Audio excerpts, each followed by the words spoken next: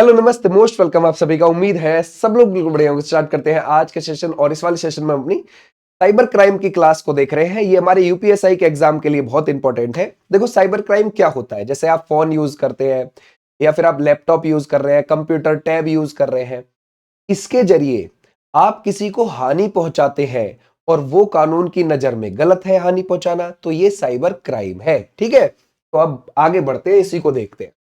देखो साइबर अपराध में आप किसको कैसे देखोगे इसको। साइबर अपराध ऐसा अपराध होता है जहां कम्युनिकेशन डिवाइस जैसे कंप्यूटर का अपराध करने के लिए एक उपकरण के रूप में प्रयोग किया जाता है। कंप्यूटर का कर रहे हो, लैपटॉप का कर रहे हो, टैब का कर रहे हो, फोन का कर रहे हो, ठीक है, उसका यूज कर रहे हो। भारतीय संविधान की 7वीं अनुसूची के अनुसार साइबर अपराध राज्य सूची के अंतर्गत आता है। ठीक है, अच्छा, साइबर अपराध में अपराधों की एक विस्तृत श्रृंखला शामिल है। यह व्यक्तियों को तो परेशान करता ही करता है, संगठन हो गए उनको भी परेशान करता है, उसके साथ साथ सरकारों को भी परेशान करता है। ठीक है भाई, उनको भी यह प्रभावित करता है। अच्छा, गृह मंत्रालय ने साइबर क्राइम की क्या परिभाषा दी है अपनी तरफ से। ओके, साइबर क्राइम वे अपराध है जो कंप्यूटर, इंटरनेट या मोबाइल टेक्नोलॉजीज का उपयोग करके व्यक्तियों, कंपनियों या संस्थानों के खिलाफ किए जाते हैं। कॉमन सी बात है, यही चीज हम शुरू में देख रहे थे। साइबर अपराध के प्रकार देखते हैं अब थोड़ा सा। ठीक है भाई, जैसे एक आप देखते हो distributed denial of service. Okay, अब इसको हम बोलते हैं डीडीओएस अटैक। ठीक है भाई, क्लियर हो जाएगा।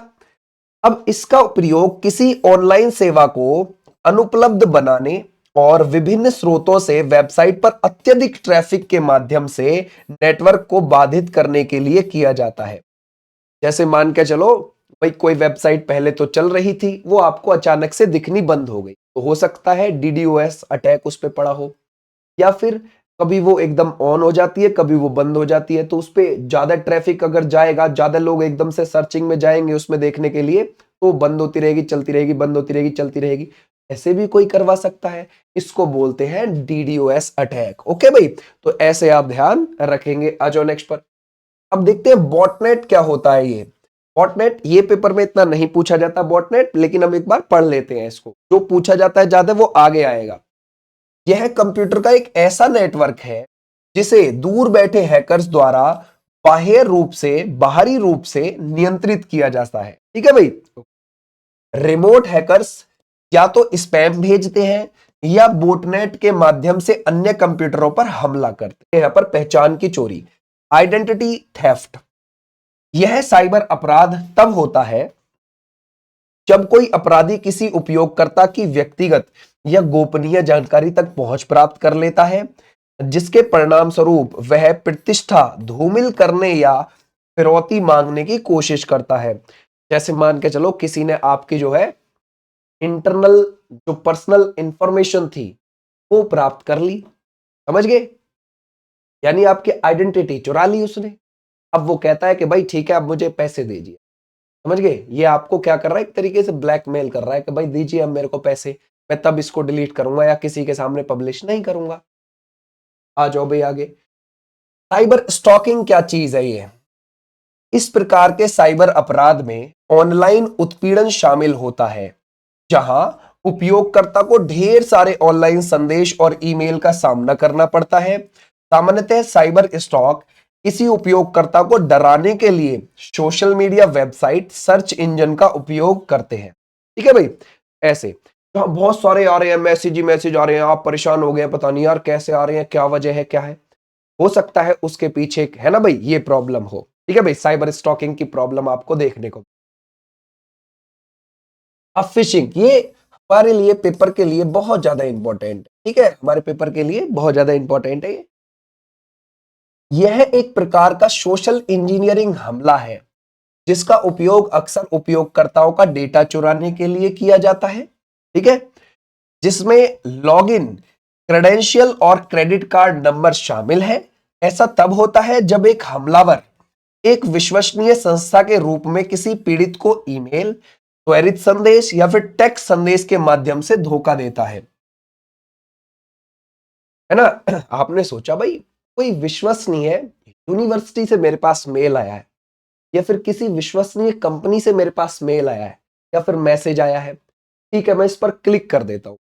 ठीक है, अब उसने आपका नंबर मार दिया, आपकी क्रेडिट कार्ड का नंबर मार दिया, आपके डेबिट कार्ड का नंबर मार दिया, समझ गए? क्योंकि उसको सारी आपके जो आपने वहां पर क्लिक किया है तो उसने नंबर भरवाए हैं कुछ, क्या आप बस एक बार भर दीजिए डिटेल्स, आपने भर दी, सबमिट कर दी। अब वो उन्हीं डिटेल्स के जरिए आपकी बहुत सारी जानकारी निकाल लेगा। ठीक है, तो फिशिंग क्या है? यही चीज है, आप किसी विश्वसनीय संस्था के चक्कर में जो मैसेज आया है उस पर आप क्लिक करते हैं, उसमें अपनी डिटेल डाल देते हैं और आप लुट जाते हैं। ठीक है, अब देखते हैं साइबर क्राइम कैसे और कहां किए जाते हैं। निम्नलिखित माध्यम से साइबर अपराधों को अंजाम दिया जाता है, जैसे सोशल नेटवर्किंग साइट्स के जरिए दिया जाता है, ईमेल के जरिए, जैसे ध्यान रखोगे चैट रूम के जरिए, और अगर आप देखोगे नकली सॉफ्टवेयर के जरिए, वेबसाइट्स के जरिए और प्रमुख साइबर अपराध के जरिए। ओके भाई, तो ऐसे भी आप ध्यान रखेंगे। आ जाओ नेक्स्ट पर। अब देखते हैं बैंकिंग फ्रॉड कैसे होता है आपके साथ।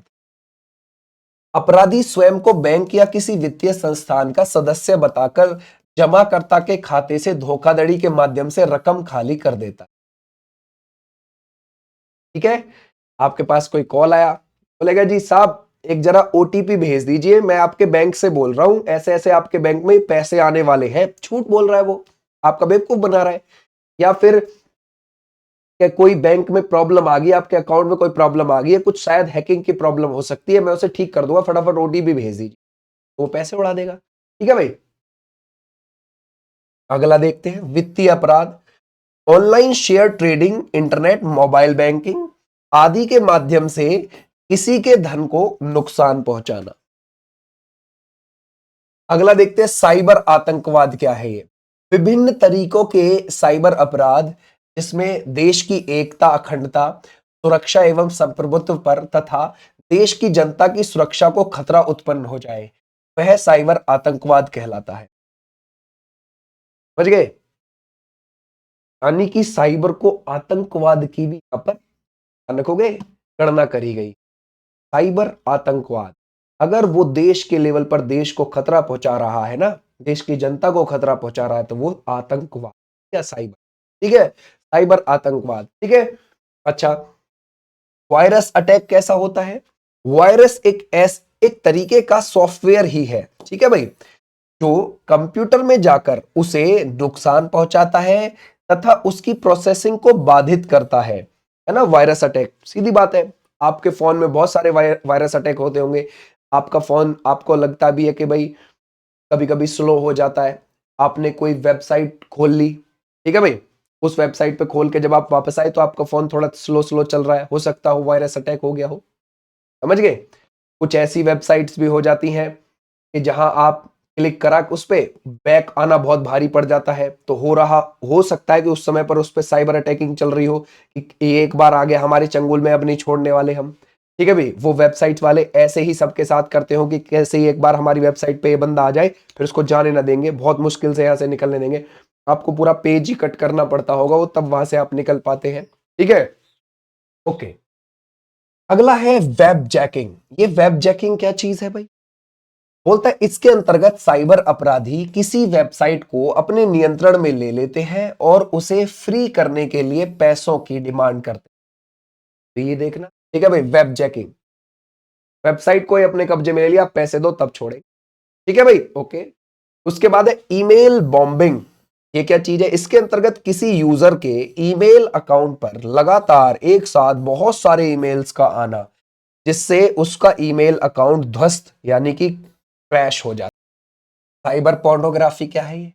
साइबर पोर्नोग्राफी महिलाओं या स्त्रियों की अश्लील व कामुक चित्रों को वेबसाइट पर जारी कर, स्त्रियों की नग्न तस्वीरों से संबंधित साइट्स बनाना तथा अश्लील या पोर्नोग्राफी फिल्म बनाकर साइबर पोर्नोग्राफी कहलाता है। आपने देखा होगा बहुत सारी वेबसाइट्स पर ये गलत चीज है ना भाई, उस साइबर पोर्नोग्राफी बोलते हैं। ठीक है भाई, क्लियर हो जाएगा। ईमेल स्पूफिंग, जब ईमेल के माध्यम से किसी व्यक्ति को ठगा जाता है तो ऐसा अपराध ईमेल स्पूफिंग कहलाता है। ईमेल के माध्यम से अगर कोई लिंक आया है, कैसा ही है, आपने अपनी डिटेल्स डाल दी है या आपने उस पर क्लिक कर दिया है, है ना भाई, या जो उसकी डिमांड थी वो उसने पूरी कर दी, तो आपको ठगा गया है वहां से, उसको ईमेल स्पूफिंग बोल। ठीक है, बोलता अवैध वस्तुओं का विक्रय है।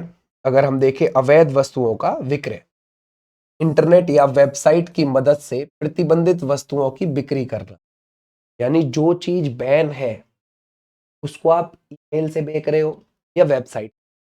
ठीक है भाई, तो ये चीज इसमें आएगी अवैध वस्तुओं का विक्रय। साइबर बुलिंग क्या होता है? बुली क्या होता है? मान के चलो, बुली ये होता है कि को डराना धमकाना। जैसे कोई कोई बड़ा लड़का छोटे लड़के को डराता धमकाता है, डेली कहता है बैठ इधर, तो एक काम करना, मेरे लिए ये काम करके लेके आया करके, क्योंकि मैं बड़ा हूं वरना मैं तुझे पीटू। समझ गए? आप कहीं ग्राउंड में जाते हो, आप कहते भैया भैया मेरे को ये बॉल देना जरा, वो कहता अच्छा आ जाके बैठ, बाद में दूंगा। वो तुमको डराना धमकाना एक तरीके, तो बुली करना बोलते हैं। तो साइबर बुलिंग में क्या है? कंप्यूटर, मोबाइल आदि उपकरणों का प्रयोग करके किसी व्यक्ति को प्रताड़ित करना या उसे डराना धमकाना साइबर बुलिंग कहलाता है। ठीक है भाई, बोलता है बौद्धिक संपदा अपराध। अब ये कैसे अपराध है भाई? बौद्धिक संपदा अपराध तब होता है जब कोई व्यक्ति व्यावसायिक लाभ के लिए पेटेंट, ट्रेडमार्क, औद्योगिक डिजाइन या साहित्यिक और कलात्मक कार्यों जैसी नकली या पायरेटेड वस्तुओं का निर्माण, बिक्री या वितरण करता है। समझ गए? है ना, बौद्धिक संपदा अपराध है। मान के चलो आपको कोई बैनर है, ओरिजिनल है और वो बहुत फेमस है, उसी की कॉपी बना के कोई और छाप रहा है, बेच ऑनलाइन माध्यम से, गलत है ना? उसी की चीज को बोली गई। ठीक है भाई, या फिर किसी, ध्यान रखोगे, औद्योगिक डिजाइन कर रहा है कोई, साहित्यिक कलात्मक, या फिर बुक की कॉपी कर करके बेच रहा है, कल भाई ले जा। ठीक है भाई, कोई पोस्टर की कॉपी कर करके बेच रहा है, ले जा। नकली लोगो लगा के कह रहा है ले जा। जैसे एडिडास के जूते अलग होते हैं और एबिबास के अलग होते हैं, ये भी है। ठीक है भाई, ऐसे आप ध्यान रखोगे। साइबर मानहानि क्या है? जब मानहानि कंप्यूटर या इंटरनेट आदि का उपयोग करके की जाती है तो उसे साइबर मानहानि कहते हैं। ओके, ऑनलाइन गैम्बलिंग क्या है भाई? ये तो बहुत ज्यादा इंडिया में चलता है, आपको पता है ये गलत है। जब कंप्यूटर या इंटरनेट की मदद से जुआ खेला जाता है वह ऑनलाइन गैम्बलिंग कहलाता है। अब क्या हुआ? अब क्या हुआ कि जो कुछ बड़ी कंपनियां बन गई, बहुत ज्यादा, समझ गए, जो हजारों करोड़ की कंपनियां बन गई, अब सरकार उनसे टैक्स ले रही है। अब सरकार उनको बंद भी नहीं कर पा रही है क्योंकि वहां से टैक्स आ रहा है। समझ गए? अगर कोई छोटे मोटे लेवल पे कोई है वो तो अभी भी पकड़ के खत्म कर देती है, लेकिन जो बड़े लेवल तक पहुंच चुके हैं अब उनको बंद नहीं कर पा रही है सरकार, ये दिख। ठीक है, तो ये क्या है? Online gambling. और उसका तो प्रचार भी बड़े बड़े लोग कर रहे हैं अब, जो बड़ी बड़ी कंपनियां बन चुकी। आपने आईपीएल जब आ जाता है देखा होगा खूब अच्छे से। साइबर जालसाजी। साइबर जालसाजी का अर्थ है किसी कंप्यूटर या इलेक्ट्रॉनिक प्रणाली की मदद से जालसाजी करना। इसमें कंप्यूटर, प्रिंटर या इंटरनेट नेटवर्क के माध्यम से दस्तावेजों, संदेशों या अन्य जानकारी में हेरफेर या झूठी जानकारी प्रस्तुत करना शामिल है। ठीक है, आ जाओ भाई। बोलता है डेटा डिडलिंग, ये क्या चीज है भाई? डेटा डिडलिंग क्या चीज है? जानबूझकर गलत जानकारी दर्ज करना जिससे धोखाधड़ी की जा सके। बहुत जगह ये होता है, समझ गए? आपको गलत जानकारी दे दी ताकि ये बंदा दोबारा आए, फिर दोबारा पैसे हट लेगा उससे। समझ गए? फिर उसमें थोड़ी सी कमी छोड़ दी। जैसे कभी कभी आप डॉक्टर के पास जाते हैं, डॉक्टर को पता है मैं इसे एक दवाई में ठीक कर सकता हूँ, फिर वो क्या कहता है, कल जरूर आना, परसों जरूर आना दवाई दवाई लेने के लिए। समझ गए? वो थोड़ी सी कहीं ना कहीं लूज पॉइंट छोड़ देता है, तो आप जाओगे दोबारा उसके पास। समझ गए? तो ये क्या है? डेटा डिडलिंग, जानबूझकर गलत जानकारी दर्ज करना जिससे धोखाधड़ी की जा सके। ठीक है, हैकिंग क्या हो जाएगा?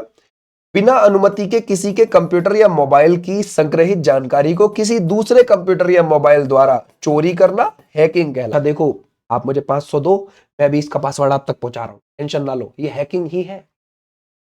मैं अभी इसका आईपी एड्रेस पहुंचा रहा हूं, आप मुझे 1000 रुपए दो, ये हैकिंग।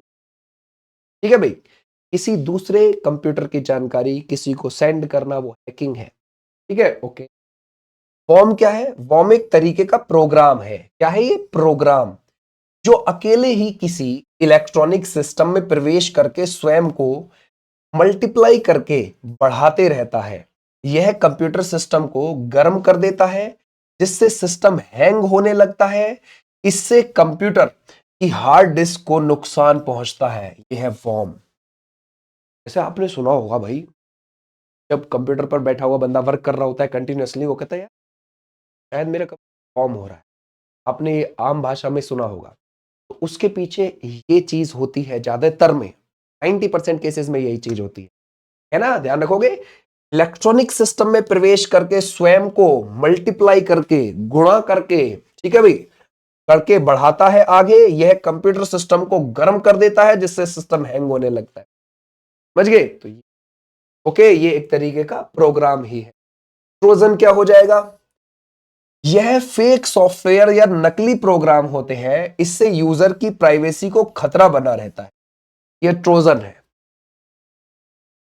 मान के चलो, आप जो है, आपने कुछ ओरिजिनल व्हाट्सएप डाउनलोड करने गए, ठीक है, और आप डायरेक्ट गूगल से गए। वहां पर कई नकली भी तो व्हाट्सएप मिलेंगे। आपने गलती से नकली वाला कर लिया, आपकी जानकारी उस पर चली, फोन नंबर चला गया, समझ गए, ओटीपी चला गया। ठीक है, तो ऐसे भी आपने ध्यान रखना है। ये ट्रोजन की कैटेगरी में आता है। ब्लैक हैट कौन होते हैं भाई? इसमें व्यक्ति कंप्यूटर सिक्योरिटी की कमजोरी ढूंढता है और पैसे या अन्य गलत कारणों से उस कमजोरी का फायदा उठा। समझ गए? ये क्या है? Black hat. समझ गए क्या है? इसमें व्यक्ति कंप्यूटर सिक्योरिटी की कमजोरी ढूंढता है, कंप्यूटर में क्या कमजोरी है ना भाई, और पैसे या अन्य गलत कारणों से उस कमजोरी का फायदा उठा। समझ गए?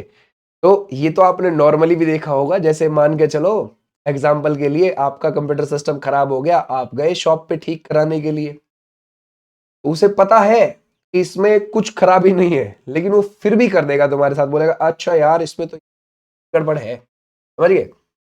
ये तकनीकी खराबी है। तो उसको भी आप इसी कैटेगरी में रख सकते, क्योंकि वो तुमसे ऐंठ रहा है जबरदस्ती, जबकि कुछ खराबी नहीं। ठीक है, वो नॉर्मल है। ठीक है ना?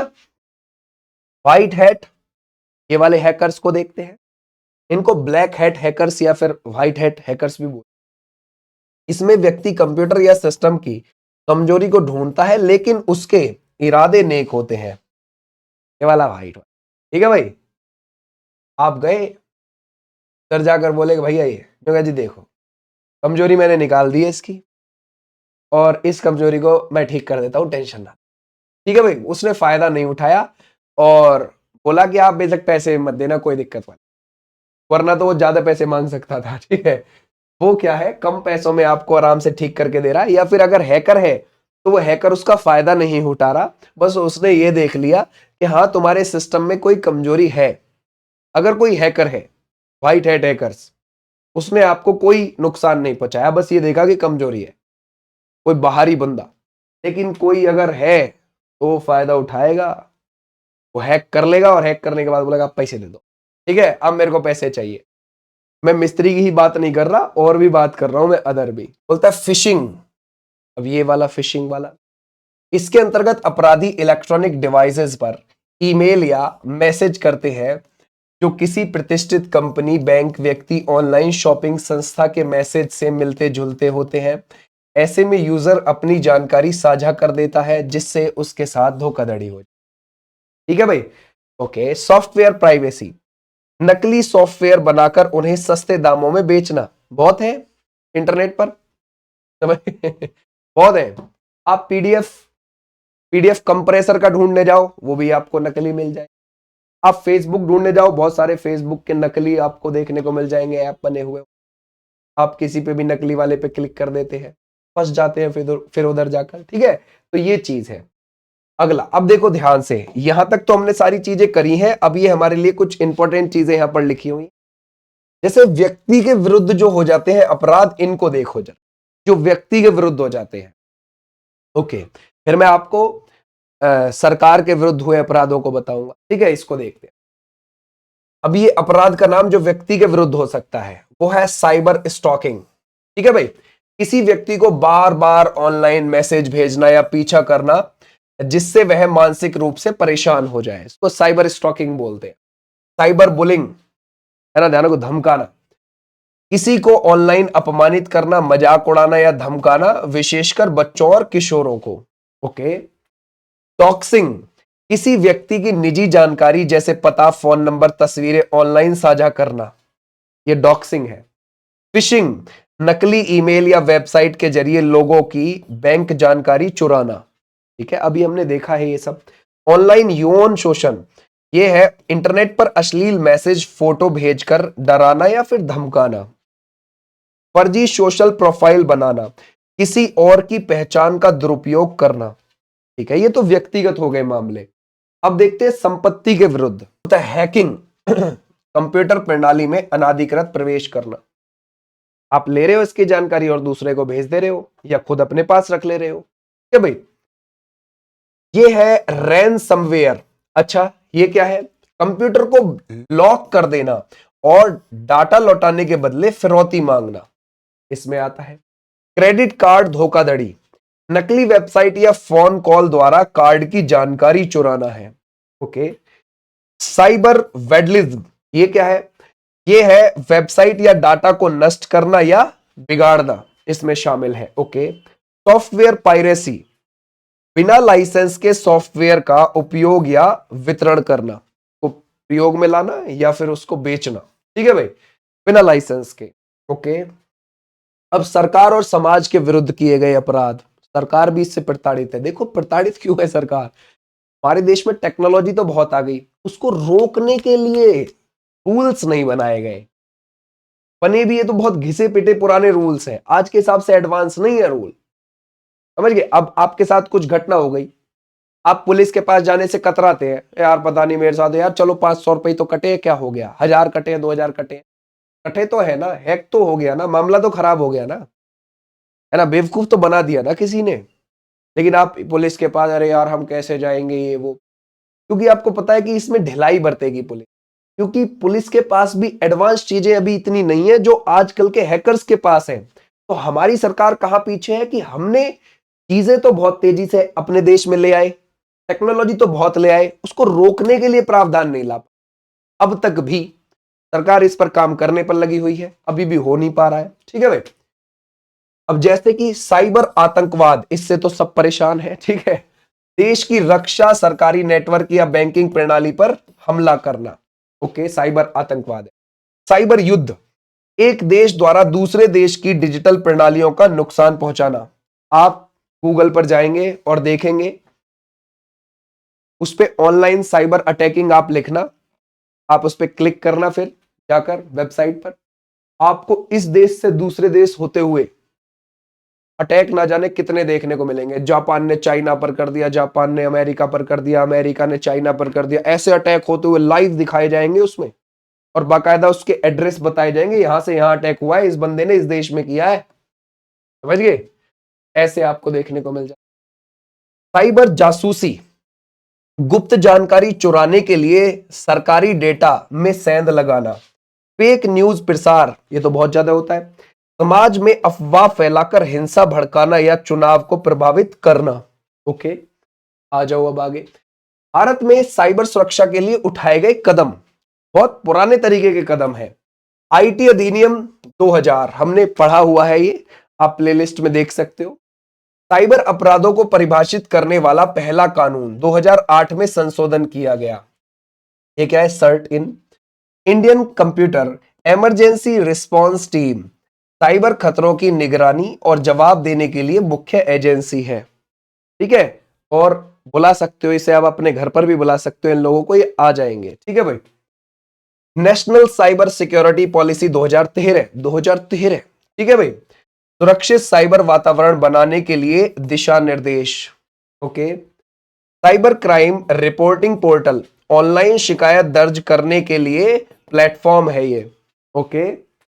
बुद्धि पोर्टल, वायरस हटाने और साइबर स्वच्छता बढ़ाने का प्रयास है। ये सभी बहुत पुराने तरीके हो चुके। ठीक है, तो चलो जैसा भी है, हमने इसमें पढ़ा अपना, और हमने बहुत सारी हमने साइबर क्राइम की चीजें हमने देखी हैं यहाँ पर, उम्मीद है आपकी ये सारी चीजें यहाँ पर हो गई होंगी। अब हम मिलेंगे अगले सेशन में हमारी डेली बेसिस पर। यहाँ पर 3 से 4 बजे के बीच में आपको एक क्लास देखने को मिल जाती है, यूपीएसआई के लिए फिलहाल चल रही है। और आपको 5 बजे यूपी पुलिस कांस्टेबल के लिए आपको जीएस की क्लास देखने को मिल जाएगी।